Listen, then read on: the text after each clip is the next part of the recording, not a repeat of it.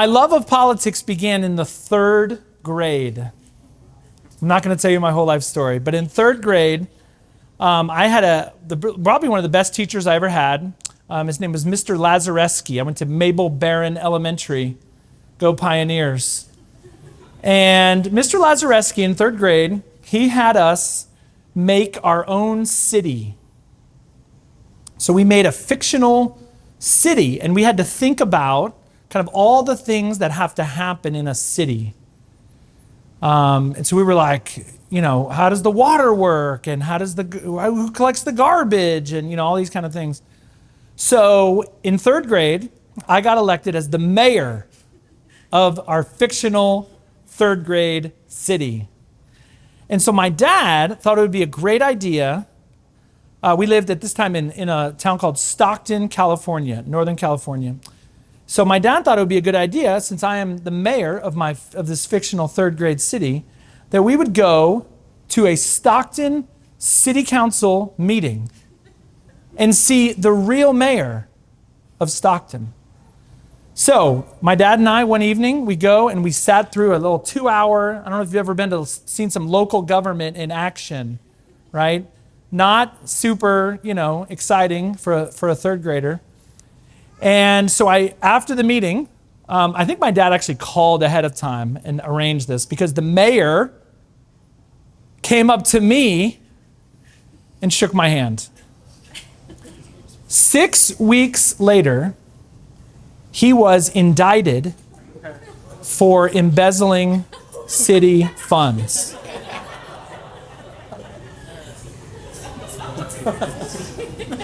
And thus began my love of politics. Okay? All right. So when we talk about, we've called this talk, what's a Catholic to do in an election year? What this talk will not be is me sort of spouting off about candidates, and there's not going to be sort of a punchline at the end. I was telling some people where at the very end I say, with all that being said, please vote for, and then I drop the mic and I walk out the door. No, that's not this. What I want to do is kind of start with what is the purpose of politics? So we want to start at kind of at a higher level. What is the purpose of politics? And if we take it all the way back, and so this is something to think about, because I think what happens in our modern culture, in our day, we get caught up in sort of the political fight. And it's the terms that a lot of times I'm going to rip on the media a little bit in the sense that they turn politics into like a sport.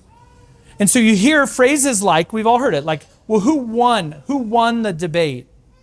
Oh, when he said that, he delivered a knockout punch. Right? We use these kind of sports analogies to describe two people running against each other for mayor, for city council, for county commissioner, for president of the United States. We use these kind of sports terms.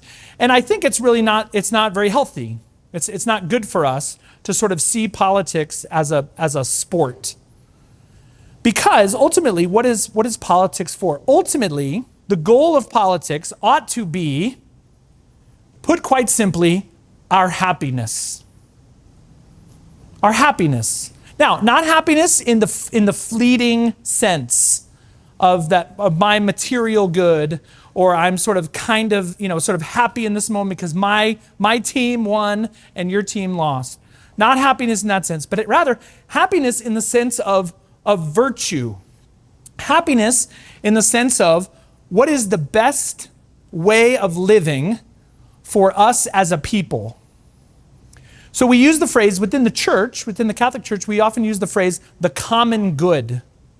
That's what we're going for. We want to elect people, parties, pass ballot initiatives, whatever it may be, who are going to promote the common good.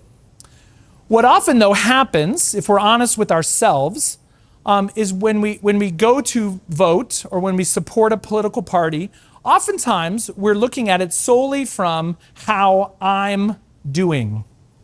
So you hear the phrase, it was first coined back in 1980, Ronald Reagan running against Jimmy Carter. Jimmy Carter had been president from 76 to 80.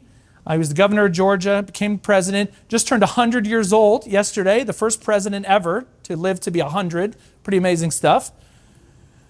Ronald Reagan running against Jimmy Carter. And if you were around in the late 70s, your parents were, there was a huge economic crisis, right? Inflation through the roof. There were gas lines. Gas prices were exorbitantly high. And so Ronald Reagan comes on the scene in the 1980 election, and he asked the question, are you better off today than you were 4 years ago?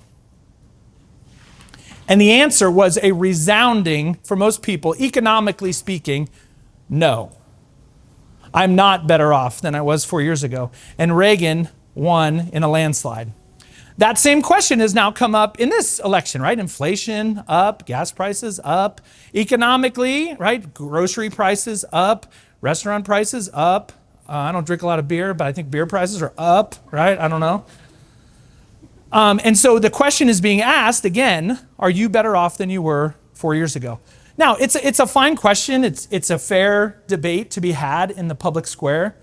But it's not, as Catholics, that's not how we ought to be solely thinking about an election. What we want to ask ourselves is, what is best for our happiness? What is best for the common good?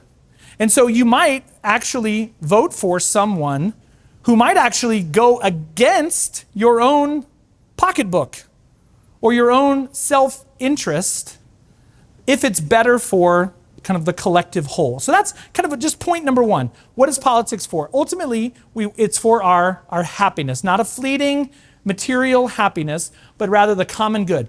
The common good includes material things, right? The economy, goods and services, shelter, food.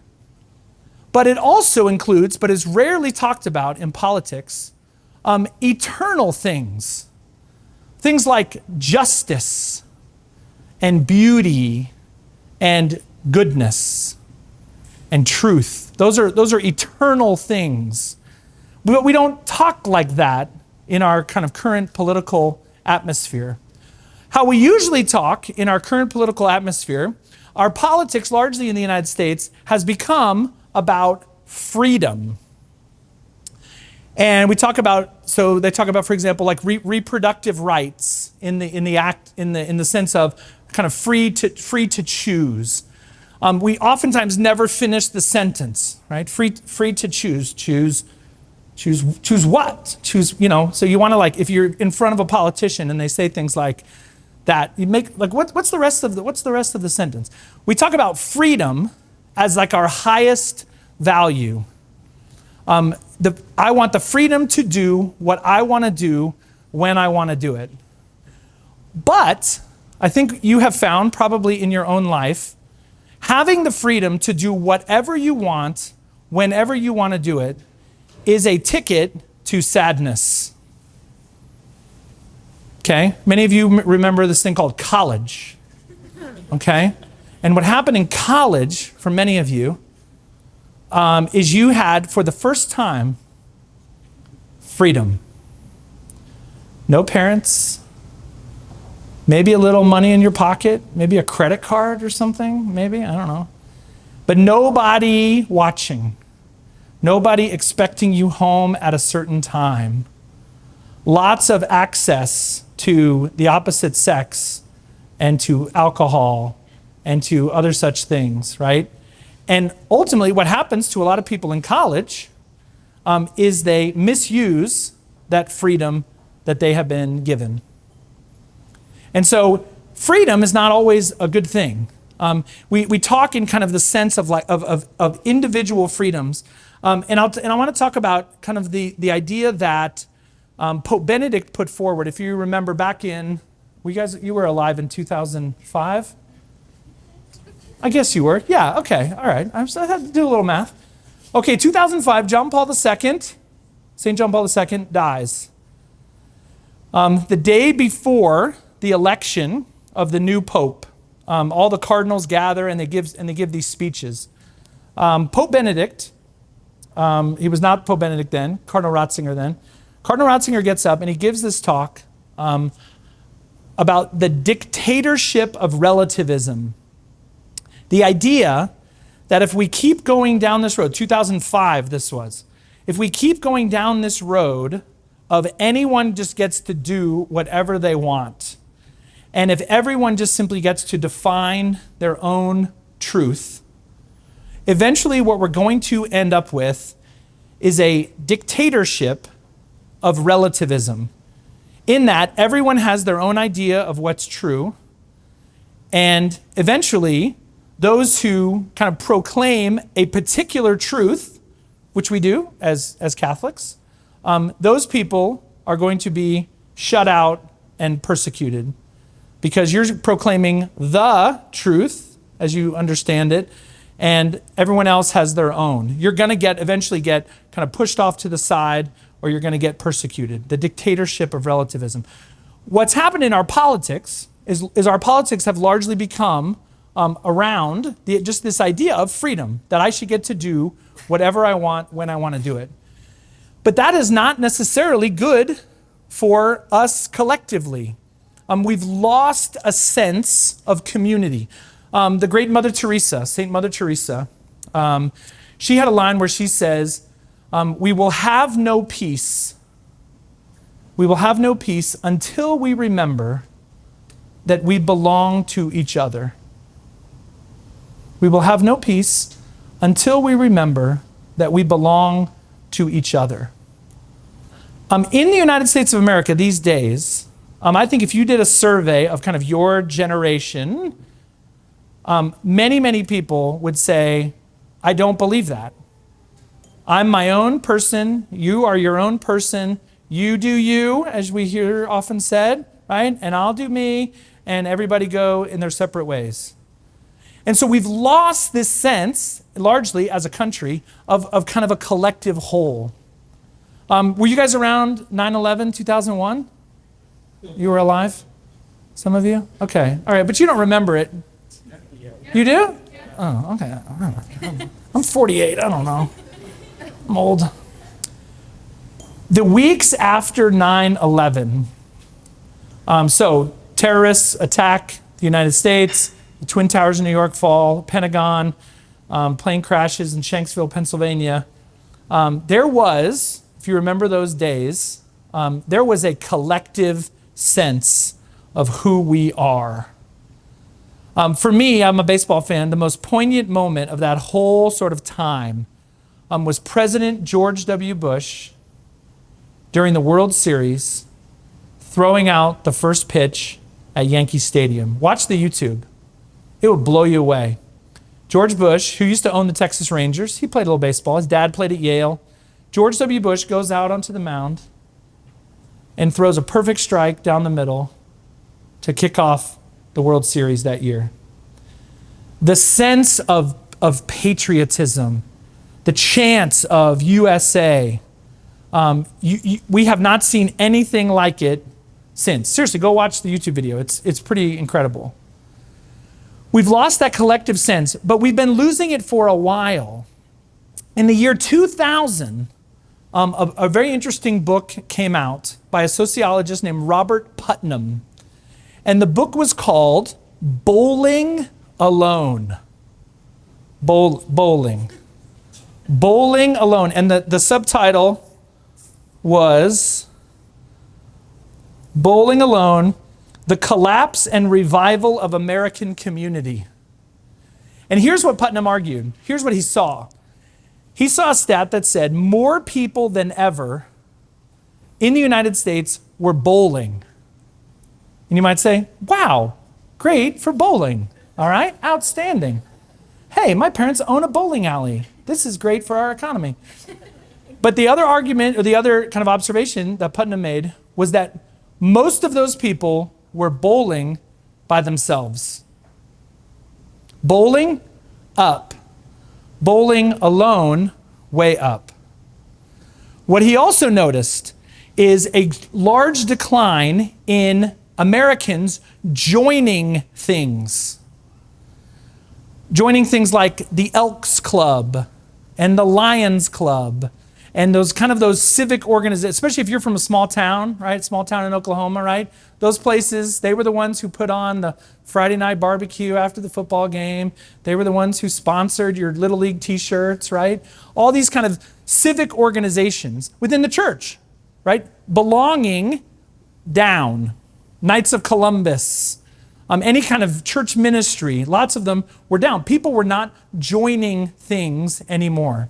And this, I think, was the most fascinating thing about Americans kind of turning in on themselves. New home construction,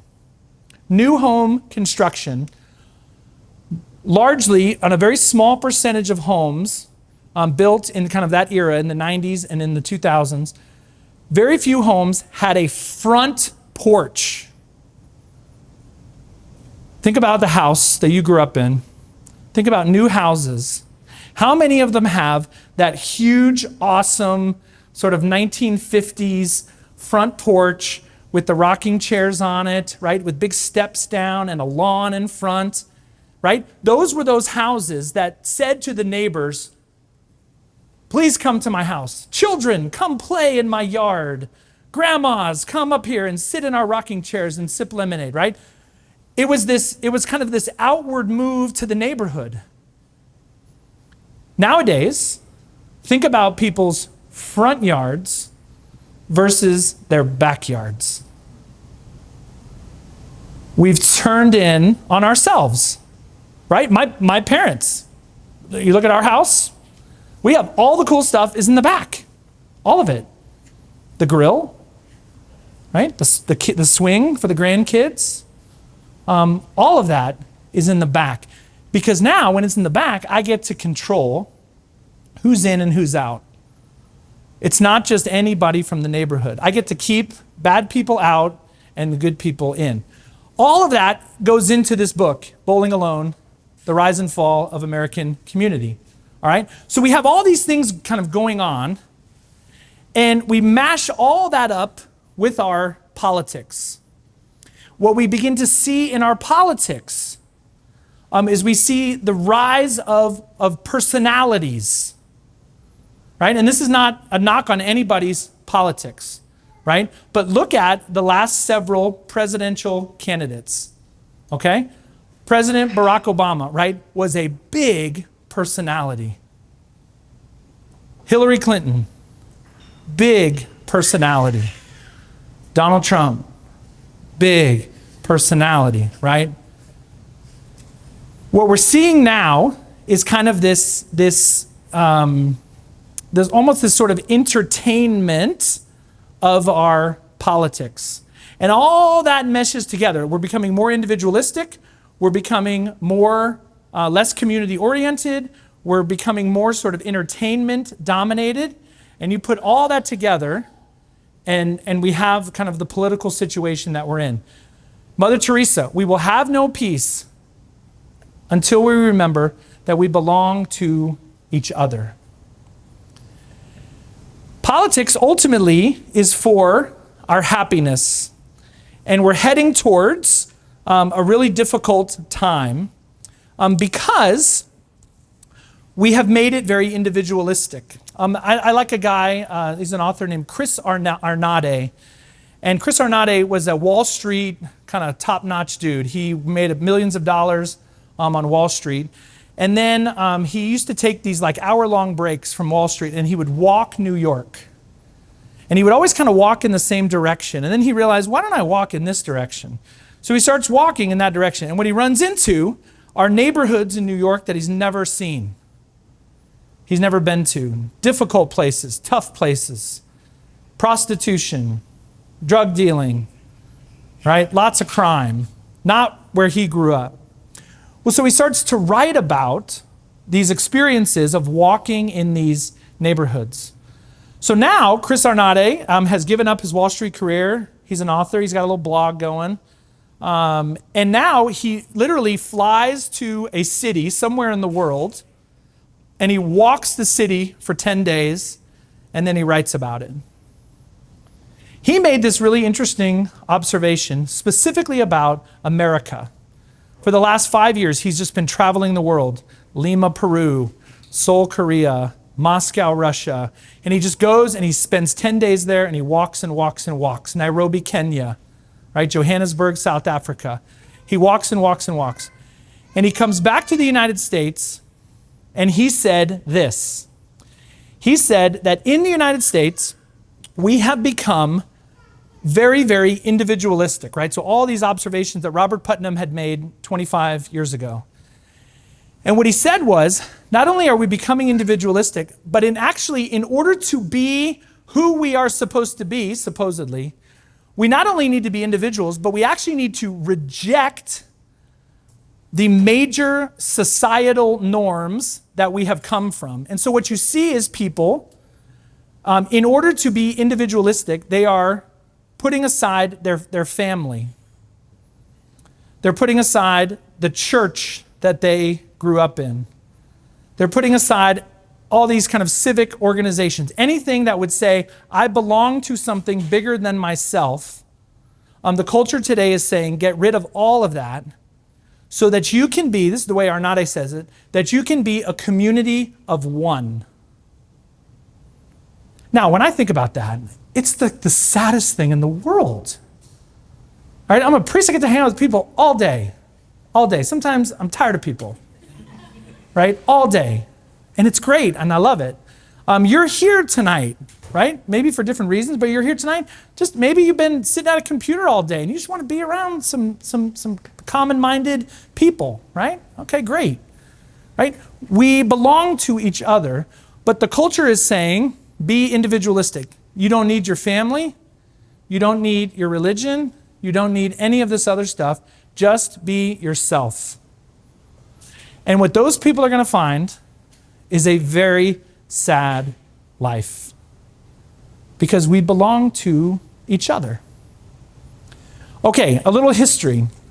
Let's go back to 1960. None of you were alive in 1960 because I wasn't either. All right. In the year 1960, the two major presidential candidates were Richard Nixon, he lost, and then won later. Richard Nixon and John Fitzgerald Kennedy. So John Kennedy was an Irish Catholic Bostonian. Now, this is near and dear to my heart because I and my family are Irish Catholic Bostonians. All right? My great-grandparents were off the boat from Ireland. My grandparents grew up in Boston. My parents grew up in Boston. We are Boston people. The college that I went to, Boston College, was founded in the year 1863 because the likes of Harvard and other places would not let the Irish immigrants in. And so the Jesuits came along and said, we're going to have to start our own college for the Irish immigrants. And Boston College was founded in 1863. So the Irish had a tough time when they first immigrated, as many immigrant groups do. The Irish, they tried to work hard, tried to kind of assimilate, but they were Catholic, which for a lot of people was bad, and they were Irish, which for a lot of people meant kind of poor and dirty. So the Irish had a tough time kind of getting involved. So we get to the 40s and 50s, and there was this family, the Kennedys, and they kind of represented the Irish sort of getting out of the ghetto. They were rich, right? They got rich in weird ways, in sometimes illegal ways. But dang it, we had arrived. Okay, so John F. Kennedy runs for Congress and wins. Okay, no big deal. It's in Massachusetts. Everybody's Irish, everybody's Catholic, no big deal. And then he decides to run for president. And to the Irish Catholics in Boston, this was our moment. I've heard it compared to in 2008, when Barack Obama won the presidency. For many African Americans, it was like a moment. Guys, we did it. Like we've arrived. So John F. Kennedy wins in 1960. If you go to my grandmother's kitchen, you will find, it's not there anymore, but you will find two pictures. Pope John Paul II and John F. Kennedy. In 1960, John F. Kennedy winning the presidency was the biggest deal because the Irish had finally made it. However, I would make the argument, as many others have, that that was one of the worst things that could have happened to American Catholicism. Here's why. John F. Kennedy was a Catholic. Lots of people were suspect of Catholics. Some still are. So in 1960, there was a concern that if a Catholic became president, he was going to take his marching orders from the Pope. There were rumors, there were letters that people made cartoon drawings that in the Oval Office would be that red phone that the president uses to call for an all-out nuclear war, and then another phone which would be a direct line so that the Pope could call the president and tell him what to do. So in early 1960, John F. Kennedy goes to Houston, Texas, and he talks to the Houston area Ministerial Baptist Alliance. And he gets up and he makes a speech where he says, I am a Catholic. My religion is private. My religion will have nothing to do with how I am as the President of the United States. And he got a standing ovation, and he won the election, and off we went. It was kind of the first time and the best articulated that our religion is meant to be private and our politics can be public. What we see later on as we move along, you go to 1984. The governor of New York was a guy named Mario Cuomo. If you've heard that name before, it's because his son Andrew was the governor of did I say California? New York. Mario Cuomo, New York. Mario Cuomo goes to the University of Notre Dame. And in 1984, he makes a speech where he says, I am, as a Catholic, opposed to abortion. I'm privately opposed.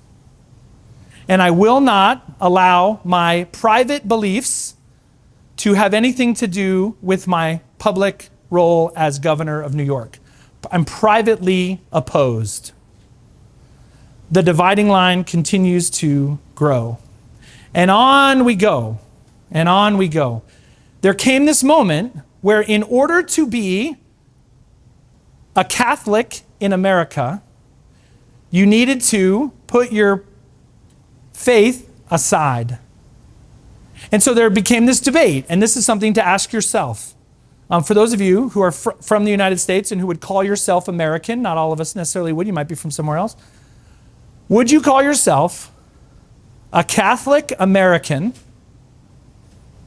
or an American Catholic?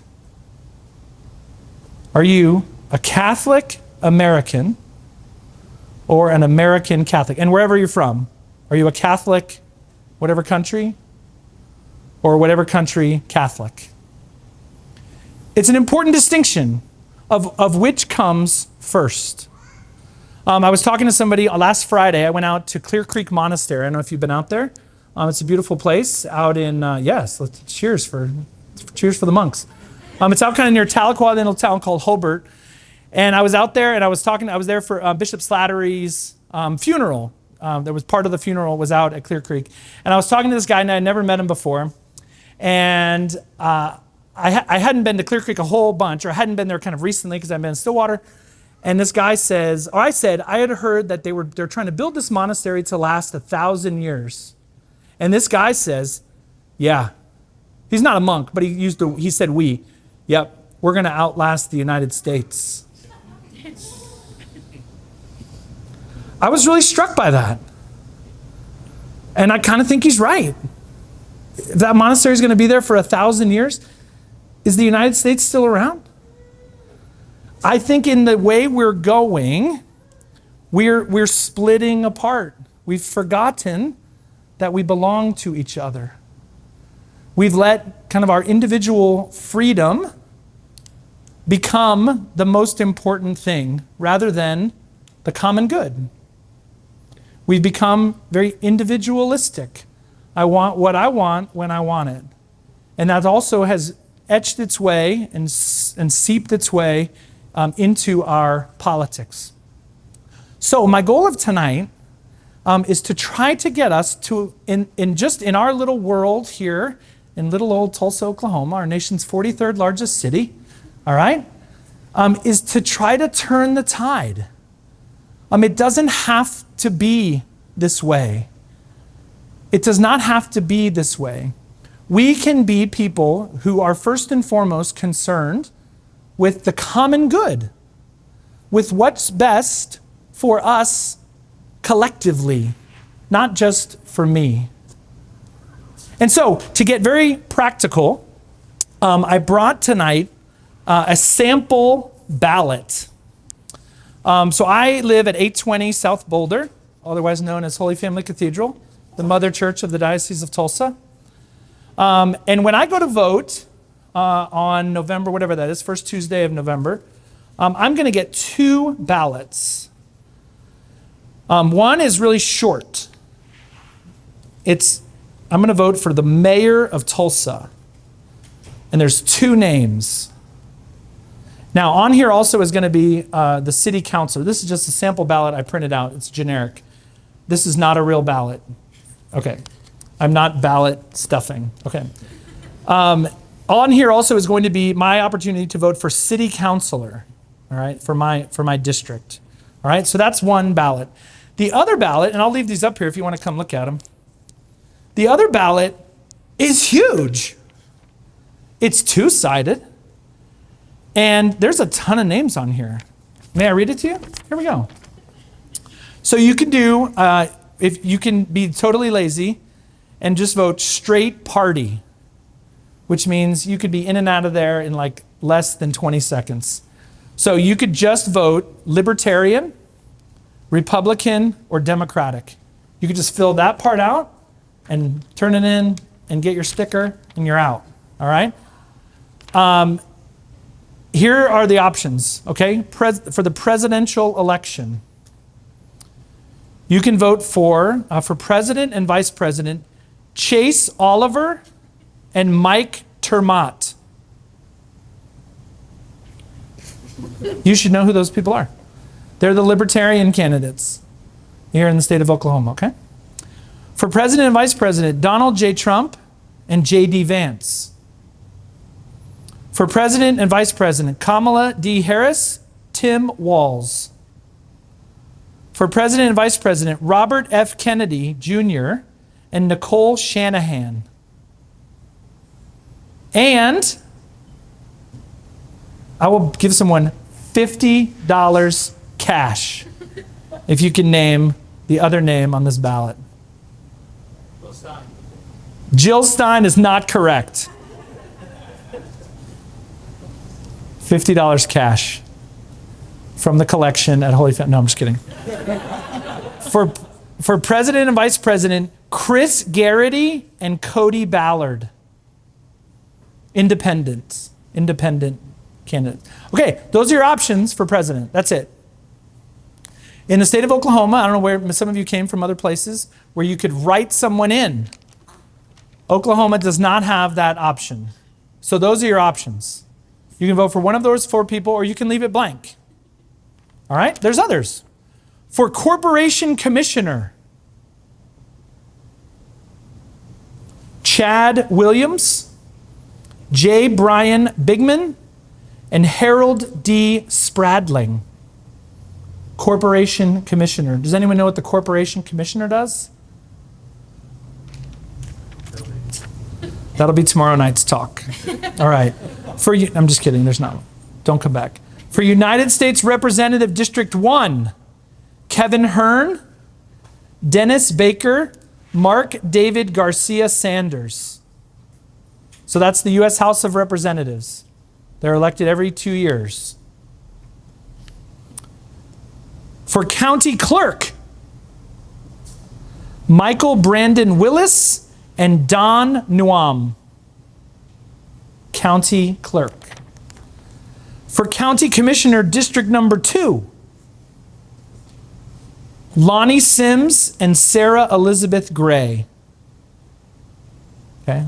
What I'm trying to impress upon you Number one, you have until October 11th to register to vote, which is next week. So you should do that now. I've had like 3 conversations, and 3 different people are not currently registered at the address at which they currently live. So you can fix that too, okay? Many of you do not live with your parents anymore, Father Joshua. Just kidding. Okay, then you get to vote for justices of the Oklahoma Supreme Court. I'm still on the front page. Supreme Court District 3. And on this, when you vote for Supreme Court, you just simply vote to retain them or not. So it's a yes, no. All right? Supreme Court District 4, flipping the page. Supreme Court District 7. Court of Criminal Appeals District 1. Court of Criminal Appeals District 4.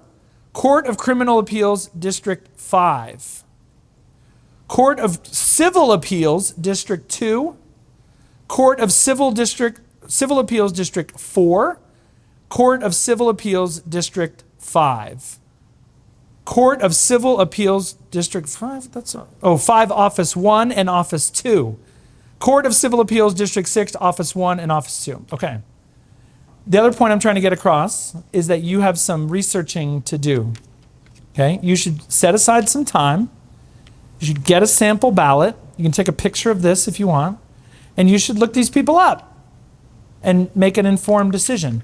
Okay, finally, there are 2 state ballot initiatives, which I'm not going to read, partially because the writing is really, really small.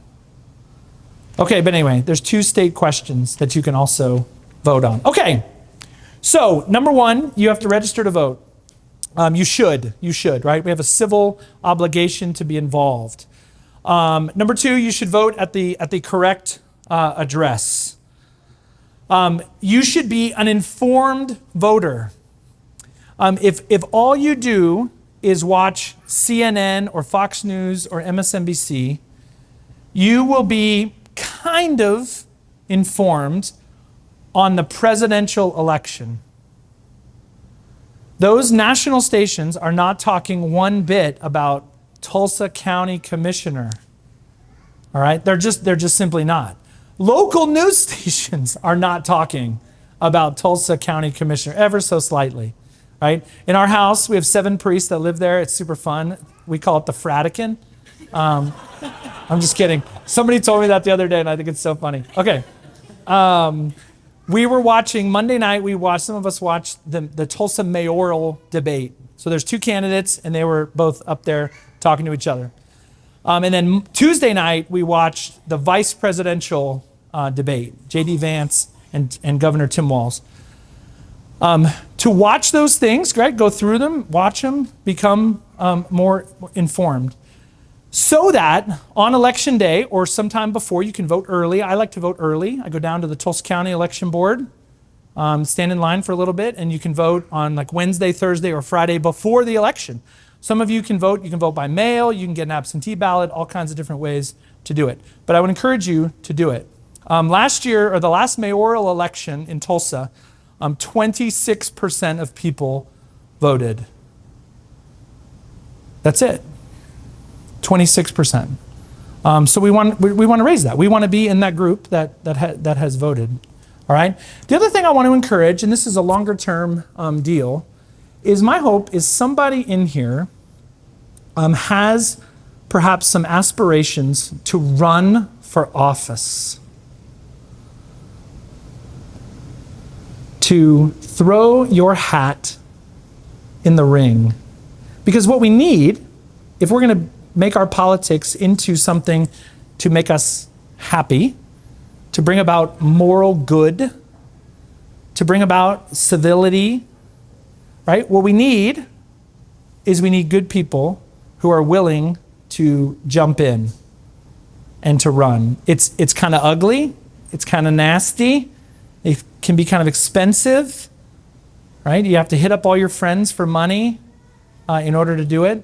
But my hope is that somebody in here, or multiple ones of you, might have it in your heart as a faithful, church-going Catholic to jump in the ring.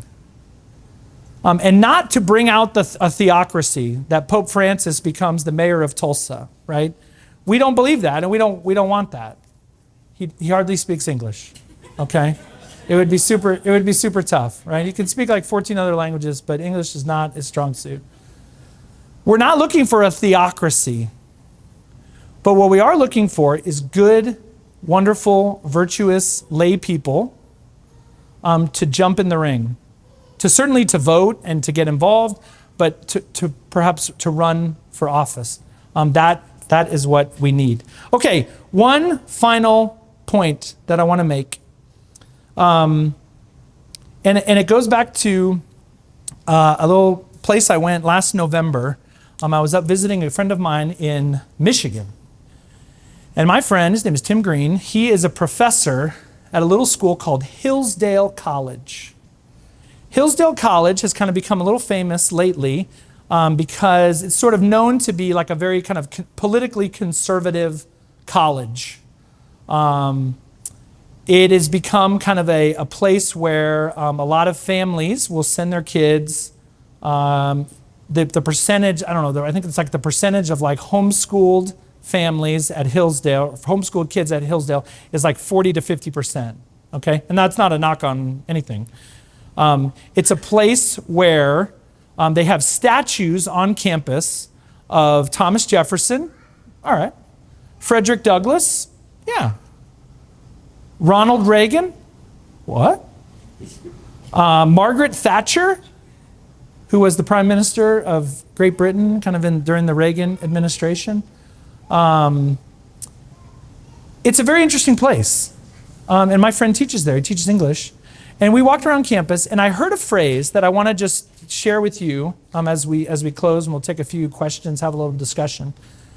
I was talking to a guy, a professor there, who's a political scientist. And I said to him, kind of my stereotype of Hillsdale, I said, so yeah, this place is like Republican territory, huh? They have a statue of Ronald Reagan, okay? And he said, actually, what we're finding more and more of the current college students, he said, I would describe them as post-political. And what he meant by that is that there was a time where a Hillsdale student would have been very attracted to getting into politics. But what this generation, and they're calling slightly younger than you, what they have seen over the course of their life is that politics is not a noble thing. Politics is actually kind of gross. Politics has become disgusting. Politics has become kind of sleazy. And so their interest in sort of political philosophy, high. Their interest in getting into the muck, into lawmaking, is very, very low. They're post-political. I'd be interested to know if you think that that's true, or if that's true of your generation, you in your 20s and 30s. Either way, I think our country is at a pretty significant crossroads. And so what's a Catholic to do in an election year? The great words of Padre Pio, who says, pray, hope, and don't worry. I don't say that flippantly, that you shouldn't care what's happening. But what I think has become also a reality in our country is that we have made politics such a big deal that people are losing friendships over it. That families are being torn apart because of it. And that's not a good thing. And that's not where we want to be. I'll close with that question just as a little examination of conscience for each of you. Am I a Catholic American, or am I an American Catholic? I would make the argument that we're Catholics first. We can be proud of where we're from. I'm proud. I'm proud to be from the United States of America. Our country is kind of weird. Our country is off the rails in a lot of respects. But there's a lot of beauty and goodness in this land. It's a reason why lots of people want to come here. It's a good place to live, I've found. I've been to other places and I'm anxious to get back. But we are a deeply flawed country, as is wherever you're from. I'm sure it's a wonderful place to be, but also with deep flaws. We have a responsibility as men and women of faith to live our faith out loud. One of the best things Bishop Condrela says, and he says it all the time, it's 3 words, and it ought to define our existence and our life. He says that Jesus is Lord. And if Jesus is Lord, then that has to have something to do with every single decision we make in our whole life. Who we marry, what we do, how we spend our days, how we vote, how we spend our political energies trying to bring about some good. Are we voting for the lesser of 2 evils? Or might we switch that around a little bit? Might we vote in whatever office we're voting for? Who is going to bring about the most good? Who's going to bring about the most good? So I'm not going to tell you who that is. As I read through that, I've got some work to do still. I will say one thing I've done in my adult life that I never used to do when I started voting when I was 18. If I don't like either candidate, and like really, really don't, I have gotten into the practice of just leaving it blank. And it's weird. I don't like to skip. I was that kid in class. You don't skip, you at least guess, right? You might get it right. But I've come to a place in life where I'm not going to hold my nose and vote for somebody. I'm going to have high expectations of the people that I vote for. And so if somebody, for me, especially as a priest, if somebody supports something that the church says is morally evil, I'm not gonna fill in the thing next to their name. I'm not gonna do it.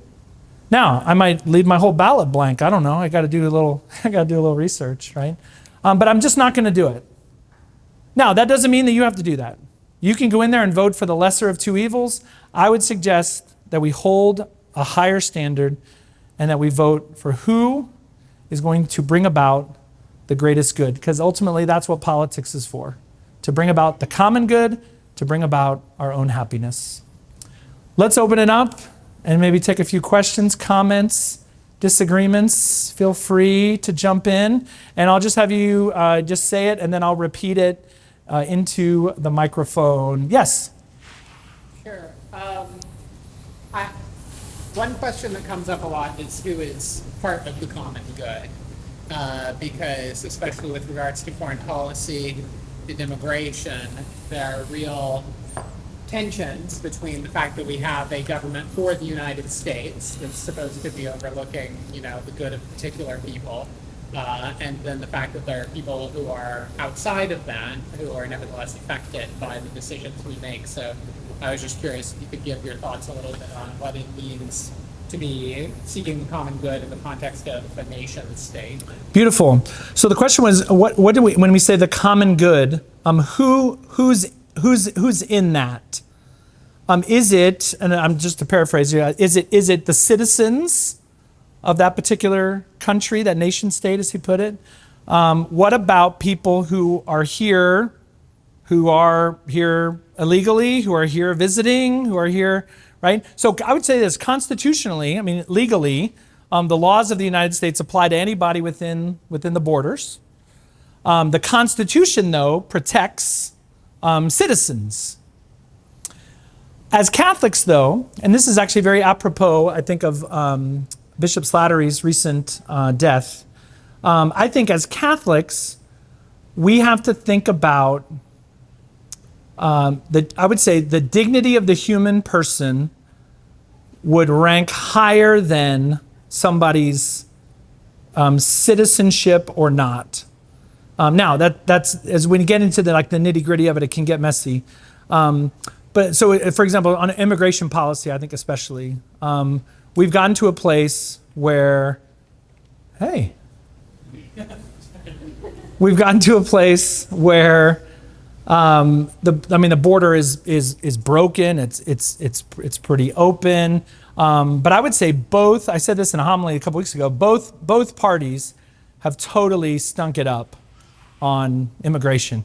Both parties have promised a lot, and neither has really delivered. And so we have this situation where a good number of people are coming in illegally. They're not being sort of checked at the border. There's all these kind of issues. But then the question becomes, what do we do? And I'll just harken back to Bishop Slattery. Back in the year 2008, there was in the Oklahoma State Legislature, those of you who go to Holy Family, you heard this 2 weeks ago. Back in 2008, there was a particularly I would just say harsh immigration bill that came up. And one of the provisions of the bill was that it would be a crime to assist a person who was here illegally, who was undocumented. It would be a crime to assist them in any way, with the idea that you're enabling them. Don't give them food, don't give them shelter, and maybe they'll leave, was the idea.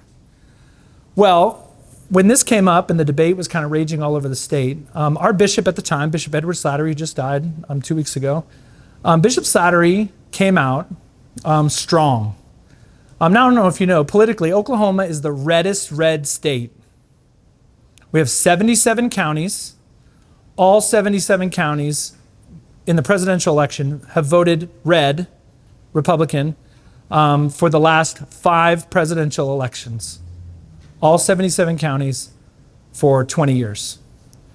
So Bishop Slattery stood up and put out a big statement, and he basically said, if it's a crime to help somebody, whatever their immigration status, if it's a crime to help somebody, I will be the first one to go to jail. And then he followed that with, and I expect my priests and deacons to follow me. Yeah. And we were like, oh man, oh, dude. Hey man, speak for yourself. No. I've always wanted to see like the mail he got, because I'll bet it was crazy. Now, Bishop Slattery is the most pro-life, man. He would also stand out in front of an abortion clinic and pray the rosary and counsel women on their way in and try to get them to change their mind. He was also fiercely anti-death penalty. Which side does that fall on? A lot of people would say about Catholics that we ought to be, that we're politically homeless. Politically homeless. So anyway, I would say, to answer your question, I would say that the dignity of a human person would come first, and their immigration status would come second. The law may not make that distinction, but I think as Catholics, we would. Cool. Other thoughts? Maybe a few more minutes. Yes, sir. What would you say to a single district voter who would vote on absent, except for whether the candidate was for or against, regardless of any? For or against, what was the last word? Roe v. Wade. Okay. So single issue voters. I'll just tell you a quick story about my mom. We're recording this, and she's probably going to listen to it because she listens to everything that I say and then calls me about it. Hey, Mom. My mom, when I was in high school, I remember sitting there one night, and during the political season, you get phone calls. People call your house and try to convince. Anyway, so this person called, and they were calling on behalf of this candidate that was running for, and I lived in Texas at the time, he was running for railroad commissioner. Railroad commissioner. And so my mom answers the phone, and the person says, hello, may I speak with Mrs. O'Brien? Oh, this is her. I'm calling on behalf of this candidate, and he's running for railroad commissioner, and we'd really appreciate your vote. And my mom says, what's his stance on abortion? And I'm only hearing my mom's side of the conversation. And basically, when my mom hung up, she told me kind of later, well, the person said, well, ma'am, he's running for, railroad commissioner. And my mom said, well, what if he is a really good railroad commissioner and then becomes a congressman or then becomes the governor? Then he's going to have a lot to say about abortion. So what's his stance on abortion? Anyway, single issue voter, my mom. I don't know if she still is, but she was for a while. I think the church would say two things about single issue voters. First of all, there is a hierarchy of values. Not all issues are the same. When I was in college in Boston, at that time, a guy named Mitt Romney, who's now a senator from Utah, was then running for he was running for Senate in Massachusetts, which he lost to Ted Kennedy, and then became governor of Massachusetts, then a senator from Utah, and also ran for president. He's all over the place. Mitt Romney was running against Ted Kennedy, and this group of Catholics, they released this list, and it was like 10 issues, and each was worth 1 point. And basically, they were making the argument that you should vote for Ted Kennedy over Mitt Romney, if you're a Catholic, because he was more Catholic in his issues. And the 10 issues were all equal. Each was worth 1 point. So one of them was like the overturning of Roe versus Wade. Okay, 1 point, Romney. The cleaning up of the Charles River, which was dirty. Point, Ted Kennedy. Overturning Roe versus Wade, cleaning up Charles River, equal. Right? So we would not say that. So not all issues are equal. But I think our bishops would also say that they would say abortion specifically is the preeminent life issue, is the preeminent issue. So I think it's not good to be a single issue voter, but also not good to sort of put all things on an equal plane. We would not do that. So I think you take into account abortion, euthanasia, life issues, the death penalty, the in vitro fertilization has come on the scene as a big issue. I didn't think that would sort of come up as a big thing, but it is. Those are life issues. It's the destruction of innocent human life, right? And so it ought to factor in, but not at the same level as the cleaning up of the Arkansas River. I do want the Arkansas River to be clean. Is that the same as abortion? It's not. Anyway, those distinctions. How about one more? Go.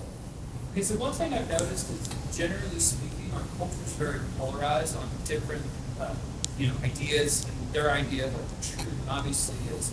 Catholics, as Christians, believers, we have a standard of truth, which is the Bible, Jesus Christ, and we're asked to follow that. One question I have for you is, how would you approach the idea of all of these different ideas of facts versus truth, in the sense that you turn on the TV and you hear, Fox News giving one spin on something, CNN's giving a completely different spin. You go to the Daily Wire, they're giving a whole other thing, right? We're told, at some points, facts don't care about everything. We have to serve the Holy Spirit. The Holy Spirit is guiding us in that way.